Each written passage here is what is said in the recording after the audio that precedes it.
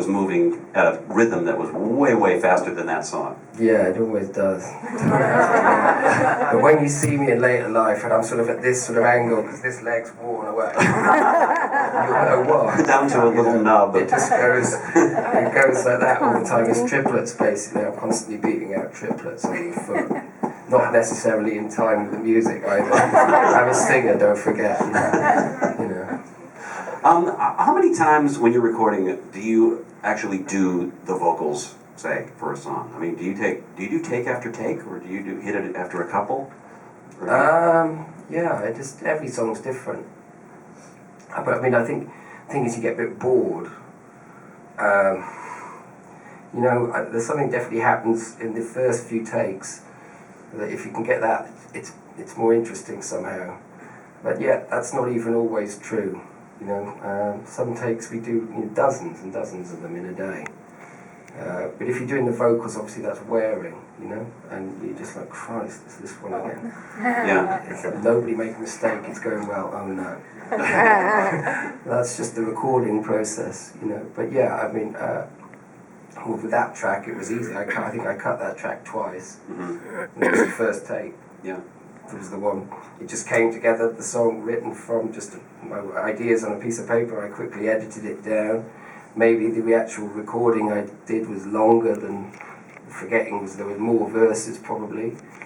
But I just did it really. I mean, I did it so soft. I was hitting the piano so soft. I've never played so softly. And when I went back, I was like, wow, this is something. This is important. Mm-hmm. You know, we've been slaving away the day before. I think we've been doing Jackdaw, which was one of the songs on Draw the Line that caused us a huge amount of trouble. And we probably, you know, were driving each other mad. And there I was just putting a few little chords together. There was nothing else going on. Even before any of the overdubs, the song sounded complete. Yeah. So, you know, yeah, it's different each time. Sometimes, you know,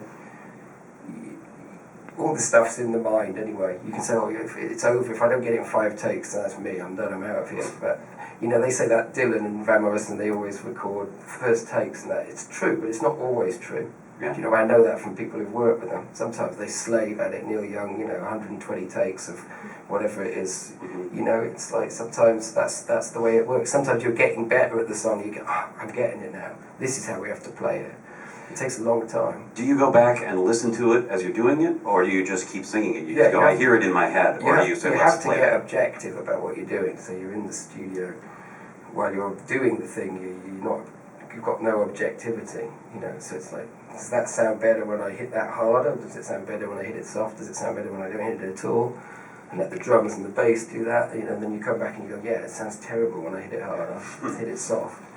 So you go back, you spend half an hour, and there you get pretty burned out in half an hour playing music, you know, under the microscope like that, and then you go back into the studio, have a listen, impress yourself, and then you go and try again. You don't make it sound like it's that much fun, really. Oh God, you don't want it to be fun as well. Let's just shatter the mythology. Oh, of course it's fun. I mean, music's a joyous thing. When it works, you get your good days. When everybody's just sort of got energy beams shooting out of them for some reason, and you know, yeah, it all clicks. It's like, but it's a job. When we turn up, we do it every day, you know. And of course, when some songs they just come right to you, and you just understand how to play them straight away, and others you don't. You know, you come to the end of the tour, and you go, now we know how to play that song. You know, you played it 120 times. It's like when you're in the studio, it's new, and you just. You know, I try and push the limitations of my musicianship, which is I've got a kind of crude style, I'd say, which has gradually refined itself over the last 20 odd years. But I was a bit of a sort of,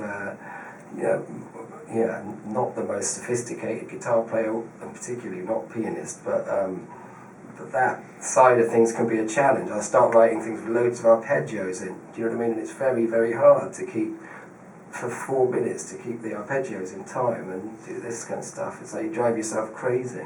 You're walking a tightrope. So it can be frustrating, but that's just because you're trying to get to something you haven't had before. If it was just, I mean, what's fun all the time? Fun just comes unexpectedly, you know.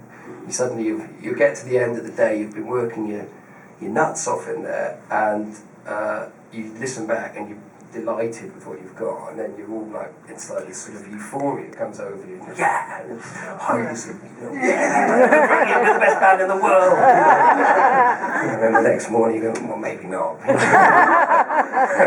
that's how it works. David Gray is here in the Carter Subaru Mountain Music Lounge. How about a song? Yeah, why not? No. Well, I think there's one on the piano still. Knock